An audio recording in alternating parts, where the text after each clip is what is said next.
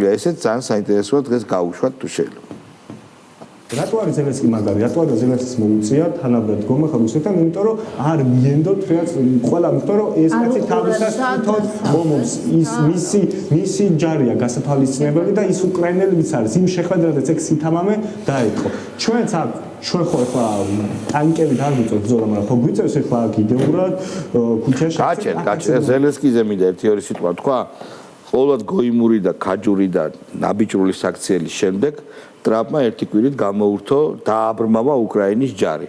თუ რამდენი გადაყვა ამ ამბავს, რამდენი უკრაინელი ჯარისკაცი მოკვდა ამის გამო, იმიტომ რომ დრონები თავისუფლად შევიდნენ უკრაინის ტერიტორიაზე და რაკეტები და ვერაფერი ვერ უქნეს, იმიტომ რომ არ იყო დაზვერვის მონაცემები, რომ ეს დრონები აფრინდნენ, ეს რაც ვიცით და ვნახეთ, ზუსტად მეორე დღიდან დაიწყო რუსეთმა ამის გამოყენება.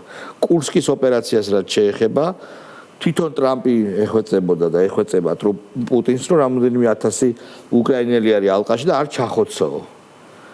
არ ჩახოცოო ტრამპი ეუნება. მასა პუტინიც რაღაცნაირად თვითონ მithვალისწინებს, მაშინ დამნებდნენ და ნუ ეგ სპექტაკლია, რა თქმა უნდა, პუტინის მხრიდან გათამაშებული. აი ეს ადამიანი, რომელსაც დაღუპა და კიდევ განაგზობს თავის ქვეყნის მართლაც გმირი ჯარისკაცების დაღუპვას და განადგურებას ქვეყნის, აი კუტა ბიჭისთვის არის თურმე სამაგალითო, რაც იმას ნიშნავს, თუ რა უნდათ აი ამ ქვეყნისგან.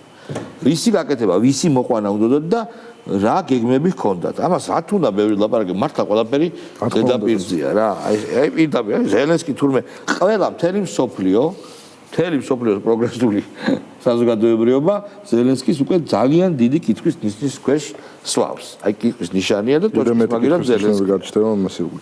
რა თქმა უნდა, წუგზარა გავუშვათ ერთი წუგზარა.